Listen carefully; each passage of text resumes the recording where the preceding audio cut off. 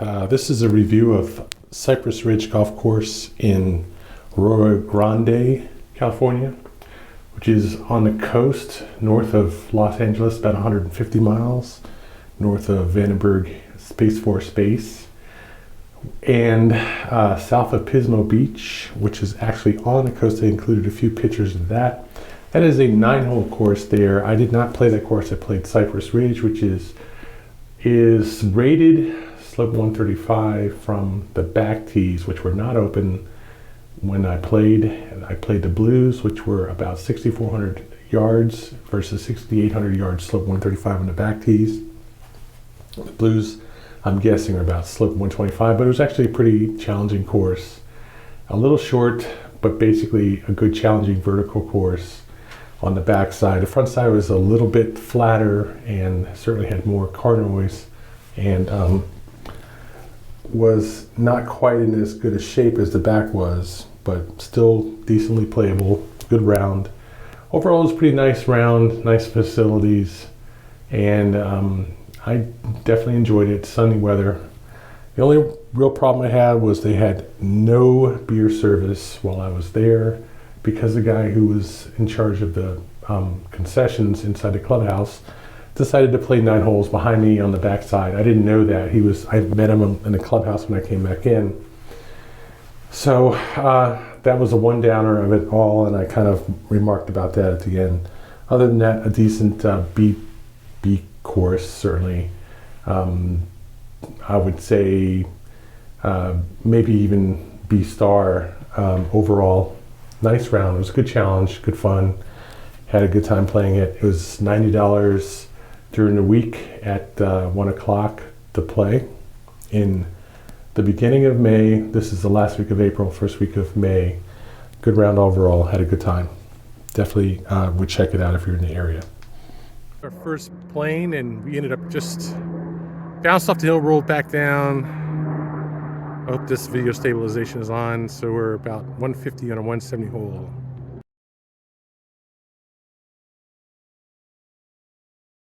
Question of the day: should Michelle Wie have been allowed to play the men's side of the Sony Open at 13? Good question. Anyway, so this is number 3, 411 roughly from these tees, par 4. We're lying 2 in the fairway there at about 75 yards, because I got to take a recovery stroke from that shot, put it up behind the tree, the base of that tree, and then somehow got that over my cart and then back onto the fairway up there, which I think I might have possibly gotten up there near the green, but we'll take it as it is. So lying 2, par 3 on hole number 3. Pretty sure this course is a little easy for 133 even from the back tees. I'd rate it at 120 even from the back tees, and they don't have the back tees open. Even with the waist behind the hole, I still think it's pretty easy. In a real 130 course, you wouldn't get away with putting the ball 10 feet behind the green. That would definitely be in waist somewhere. There's just way too much space around the green here. Number 4, par 5, 551 from these tees. So there's a road running to the left, which is the access road to the clubhouse. And I got a road behind me, which is sort of a major road on the street. But other than that, that's it. It's a fair amount of car noise that you can hear. Straightaway shots, get over the hill, and it runs down to the green. An invitation to disaster if I've ever seen one, right there. Okay, as you can see there, we are not in the waist to the right. We're not too far down there as I kind of topped the 4-iron, but still we are in the fairway and control. And that reminds me of my video that I was going to make about how to play golf like you have sense on a course you've never played before. So lesson number 1, don't aim for the center of the green, aim for the side away from the green, away from the waist. Right, so we are waiting now for these guys. Oh, those are greenskeepers. I thought they were players, but they're greenskeepers. So not really much greenskeeper fouling. So we're going to go out here as soon as they get out from in front of me and take some shots here. Number's 5, par 5, I think. I can't remember exactly, but it's down there. I can't see the green from here. All right, so number 2, open the club face up so you have a neutral club face at least, and that way you don't inadvertently duck hook any shots off the tee. So the next thing is the more that you focus on control instead of distance, the more control you will have, the fewer bad shots you will have, and the more you will enjoy the game. And you will be able to just come out on any course and play it with reasonable confidence, even if your score isn't really great, but you still have a good time playing. Relaxing, except the fact that you will occasionally turn a perfect lie in the center of the fairway into a bad lie on the side of the hill. I kind of hit that one fat. It was elevated, and I didn't see the ball. I just heard it. It sounded like it hit over here somewhere. There's one right there. Yep. And so we are off to the side. It's gonna happen. Don't worry about it too much. This lesson, don't be surprised if you're occasionally wrong and you heard your ball hit something. It sounded like it was too soft and muddly to be the green, but no, it was. It was right on the fringe, and somebody else's ball was over there next to the tree in that waste. So I hit it into the sand trap and left it, because we try to return generosity when we can. So next lesson, just because you turn off the T-Mobile internet on your phone doesn't mean you've disconnected the cell phone service. The two are different. I just had a phone call and I had to let these two pass me. So now I'm more or less waiting. They're way down there on the green. And I'll wait for them to finish their putting while I do this. An old guy and his wife. Not in that much of a rush. Nobody out here really this time of day. Lesson number 18-ish. Sometimes you just got to take your shot and try not to worry about it too much. And this one I barely kept in bounds. There's OB along that waist there on the right, and there's OB behind me to the left. But it's more of a fence on the left with trees guarding it, and I thought I was going to come left, and it curled over nicely to the right. So luckily there's no OB on the bottom of the waist. I think my ball is right next to that tree there, and we'll be able to play this down the fairway. I can't do this for all 18 holes. I might be able to do it for 9. The rest of the backside, you're going to get pictures. This is a shot I hate to take. I actually found 5 balls over there. And it was right there from there, side hill, into the wind, 150 yards to the green. Easily blows to the right, and sure enough, it blew a bit to the right to the green, but still close. And that is definitely one thing you have to be careful of when playing courses you've never played before. You think that's open, and guess what? There is a giant lake sitting right next to it. Not good, because that's exactly where I hit my ball. Yep. But sometimes you do get lucky, and it doesn't quite make it into the creek or the waste or whatever, just into the hazard. So that's a free drop, and I get to hit this shot as number 3 or 4. Okay, so now that is more like a slope 130, 140 course. That's very nice. Got sand traps on the left, sand traps in the back, and this big old lake sitting right here next to it. That's a decent hole. I found like 5 balls over there where my tee shot was, and I didn't lose a ball in that hole altogether. How about that? So this one, you get a row of houses right down the right side, but we're going to play to the left up down to that tree. Somewhat familiar hole style. I've seen this a few times, and it's very tricky to get out there without going into that tree to the left or fanning it out to the right. So I think we'll try a draw here and see what happens. I don't want to make it too easy. Instead of playing that fairway there, we're going to play through that tree gap. Hopefully up there next to that sand trap. Way up there. That's where the fairway is. So the goal is to see if we can get that shot. Very good shot. It got up in the air about 10 or 15 feet, but somehow made it past that big tree right in front of me. And we are now, you can believe that, came all the way around the corner, and we are now 10 to 20 feet off the green maybe. Chip up there and we're on. That's lying 3 or 4, I forget. Plus I found another ball near the trees down there. So I'm even on balls again. Like +5 on balls. I'm way up on balls. Wasn't the greatest chip. Didn't even really make it to the green. But not bad, all things considering. And that was fun. I mean, that's the kind of thing that's just a lot of fun for me. Number 8, 201 184. Again, no back tees. Again with the wind. So they're selling tricks on balls for $40 a dozen in the clubhouse. 184 down to that. I found at least 6 balls so far through 8 holes. This place is basically paying me to play the course. Golf gods might hate me for this one, but I hit about a half 5-iron, kept it below that tree, hit it in the gap left of that tree there, and it bounced to the right and rolled down in front of the green. If you're thinking that I thought it rolled a little bit further down, you're right. It must have hit like where I am, about 50 yards short, and then rolled down, but it's dead center. The little pitch will be right there. Hopefully I get a par today. It's number 9, 495. There's a driving range way over there. We'll see what a driving range looks like. That's what it looks like. Whoop. Is it this way? Yeah, that way. Okay. And then we have the fairway. And I hope that guy who's standing next to me was talking on his phone will give me a minute just to hit. Battle like that, right in front of that sand trap to the left, straight up the hill. Houses all up and down this cart path here, and there's no protection except for those trees, and you definitely don't want to be up there. So you want to be out there where that ball is, right next to the sand trap at most, and still looking at about 300 yards to that green. I wonder if I should go for it. I'm thinking that's outside my range even with a good 3-iron, 3-wood. But we can go for that tree, that mound on the right, and see if I can stay out of that lake. And that looks like a good shot. All right, that cost me some strokes. First one I hit, pulled it left right at the pin, and it went in the middle of the lake. The second one I topped it, bounced into the lake on the left, and the third one I got like a shank off the heel.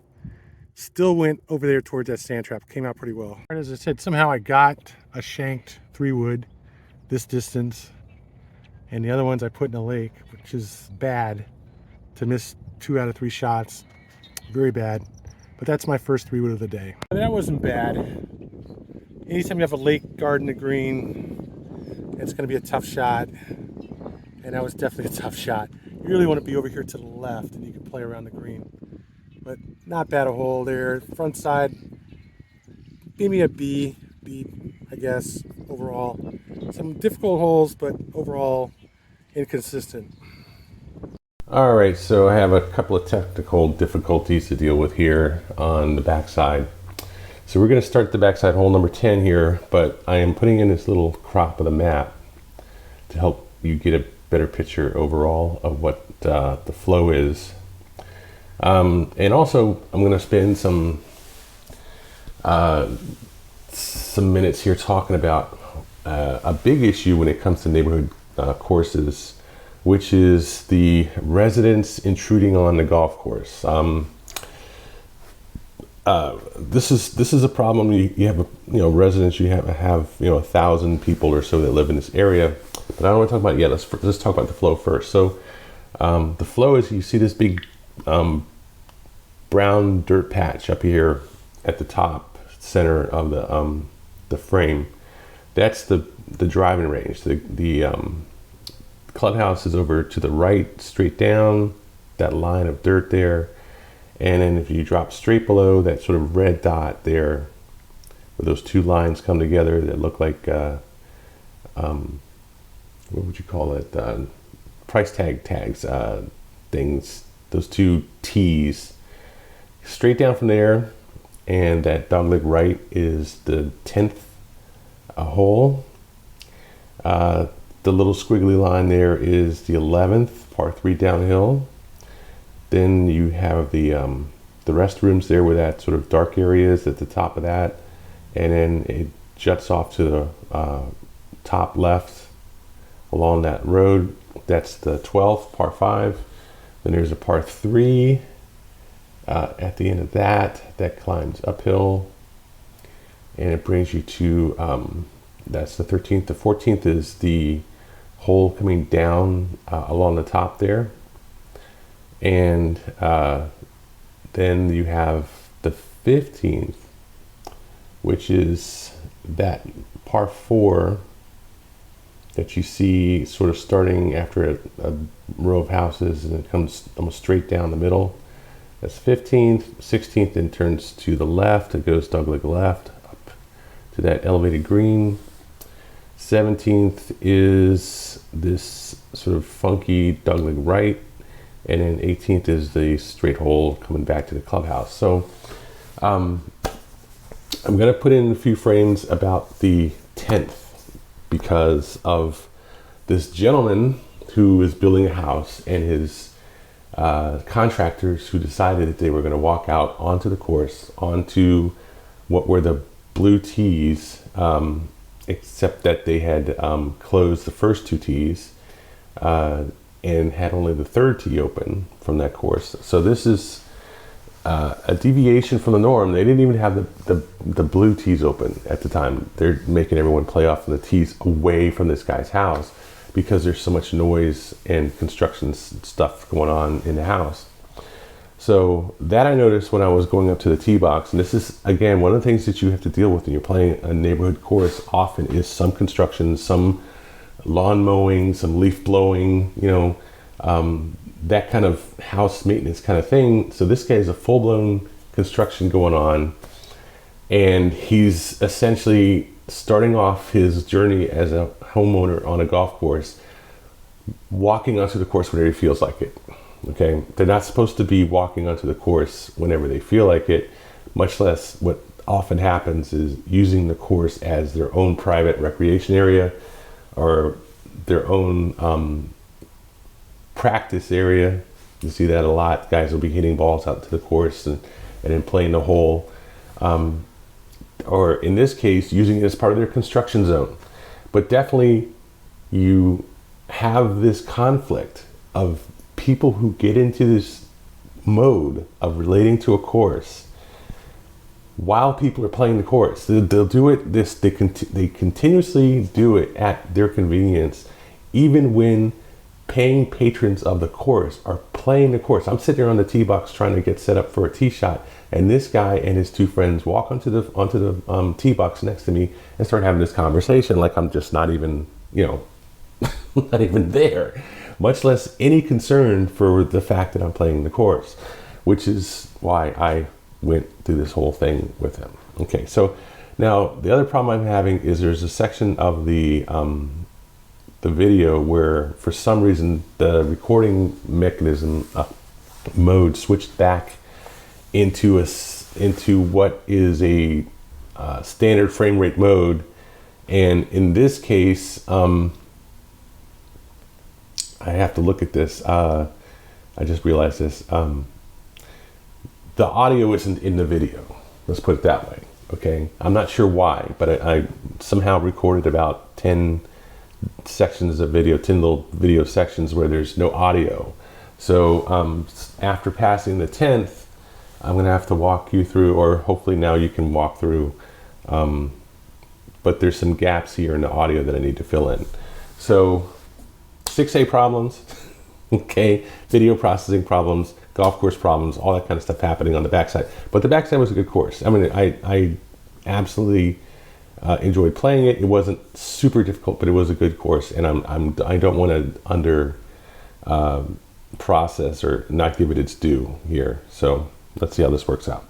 This tee shot is so difficult they've taken out the back two. Oh look, there's construction guys.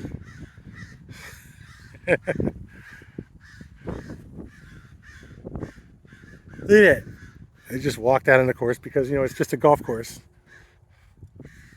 All right, so we got to go past that tree and play out here. Yep, got lucky. There's OB all on the side there. And we didn't get into the waist, which is always good. Very thick, wet waist there. And we were sitting here just short of the waist. Ball blew over to the left. 160 out. All right, so there you go. We bounced it there in front of the green, staying out of the trouble. Got lucky, hit it a little bit right, and it blew straight into the flag. Let's get out of here because this hole has already been enough fun for one day. Okay, number 11, par 3. So this being California, of course, you're expected to not get upset when people do stupid shit like that. So I didn't get upset at him. I just ironied him to death by chatting with him politely while he was busy trying to deal with his house. And I talked with him for about 5 minutes. And then he was like, well, good luck with your golf game. I was like, yeah, well, good luck with your house. Bye. You can do that. They can't complain. Now, here we have another feature that I really don't like about playing golf in neighborhoods. The houses that are right behind the tee box. Downhill shots with houses all along the fairway. These are some of my pet peeves about playing golf in neighborhoods. And here we have a clear indication of it right now. So a hole like this, if nothing else, you have to keep the ball in the center, in your space, and not in somebody else's house. There's a ball over there. So it's super critical to slow your swing down, get your everything right, and hit the ball at least reasonably straight. Got lucky that one hit the front edge of the green and bounced backwards. That was a really good shot. I'm going to pick this ball. So we're going to start off on the 12th. The part here, my tee shot, where I put that's the farm to the south of the course. This is the view from about 150 out into the fairway, showing you the OB there to the right. It's actually just past that section of grass. And then down the fairway, this is about a 525 yard par 5. And the part you can't see from there is that there is a big sort of wetland kind of area there in front of the trees, the big blocky tree to the left. So you can't go too far left there in front of the trees, even before you get to the woods behind them. And then there's a sand trap you can see there on the front, but there's another sand trap right behind it. The green is just off to the left of that sand trap that you see back there. And then there's a giant drop off, sort of a 45-degree drop off left of the green that goes down into a ditch down by the trail. Let's see how long this takes. Okay, this is 13. 13 is, the green is up to the left where the sand trap is. That whole right side there is open in the front of the waist there. I landed there, chipped on. This was pretty straightforward. Although if you wanted to go straight for the green, you had to obviously make that carry and be careful not to go left when you're trying to get up on that ledge in the back. So that was a fun hole. Nice par 3 on the cart path. Obviously, you can see all that waste up there to the left. Serious waste all to the backside. This is 14. The interesting thing about 14 is another shoot there, straight to the green in the back. It's about 4. I think this was only like 305, and I tried to carry this green. Actually got pretty close. There's that little finger of leaves there at the top of the chute to the left. I hit that ball, smacked straight down between those two trees, and I would have easily made it there if it wasn't for that, but that's what they all say. This is not a gimme course. It's actually just a decent course. So here's a look at the green. I'm from the side there on the cart path. Trap there in the back, fair amount of waste on the left, but not too bad. Another hole with an unfortunate number of houses right by the tee box. This wasn't too much of a problem for the course as a whole, but certainly it was here, kind of outstandingly so. This is par 4, about 400. So carry the lake down the hill over the top there, and you're down to the green. And this was a very tricky one because the green had a lot of waste around it, and plus it sloped. The fairway there sloped down left away from the hole into the other par 3 that comes down to the same area where the restrooms are. So there's a lot of cross play here on this hole. As they say, just get out in the center there. That's about 200 there. That landing area is 200 for the green, and this is nothing but peril going downhill. I lost my tee shot here. I honestly popped it up in the sun and lost it to the right. I mean, there's no sun there, but it's just so bright, I just couldn't see where the hell it went. When it pops up, it often doesn't go where you're looking, and it's easy to lose balls that way too. So I lost mine here. But you can see that waste on the right side there. That's the 150 marker, and that area that's off to the left of where they are in the cart, that's the other hole. So you really do not want to go past that green right there at all. Another case of playing short. Parallel all around there on the right and the back, and the left side looks open. There is space there to play, but there's a big swale down in front of the far green, and it rolls off to the right into the bushes on the right. There's a trap down there also. This is the right side of the back green for the other hole. There's two greens back there basically. You just have to be careful to hit to the front one and not go to I'm behind the front one. Yeah, the washout that goes to the second green, behind the green that you should be playing here on this hole. 16 is a par 4. This was a very interesting and challenging par 4 as par 4s go. Let's take a little sightseeing trip over here. It's really, really nice weather that day. The other was dry, and that ended up taking its toll. By the end of the round, I was just parched, and seriously. And I didn't bring anything with me out to go around with. So this is a shot here. The green's up by the left there. This is a challenge shot because the whole thing down to the right was certainly playable, but most normal people are not going to try to play over there and play conservatively. So I went for the front of the green. I was just trying to carry it over that waist. There's plenty of room around that green. It's only, I'd say, 280 from the blue tees to that green. So plenty of space to land there, getting down towards the green from the backside. But there's a lot of space on the left. But of course, the more space you use, the closer you get to the waist, and that's not a good place to be on this hole anyway. So you kind of really either need to loft it or just go for the green. So this is 17. Interesting shot. Seen plenty of these holes like this. You just got to get out there and stay out of the trees to the left and the right. And of course, I drew my shot up into the trees high to the left, dropped down in the dark grass there, played up 300 yards to the green. And so meanwhile, I'm doing all this talking, but it's not, of course, recording any of it. Easily 250. Dropped a 3 wood up there about 50 yards off. Just wanted to see what kind of waste was up behind the cart path, and there's nothing but waste back there. Not someplace you want to go.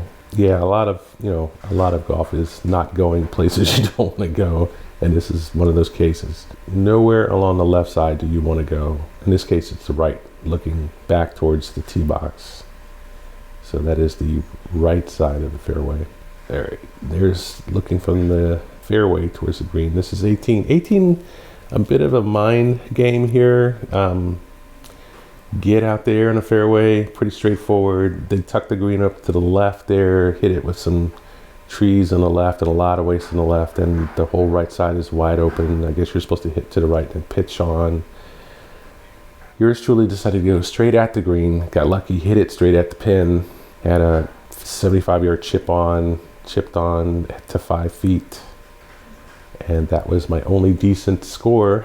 I don't think I even had a par, maybe 1 or 2 pars stuck in there, but this was a birdie, and I haven't hit birdie in a while, let's put it that way. Just played it about as good as you could, considering that I started off with like a 200-yard drive and had 300 yards to the green. So for me, picture perfect outing there on 18.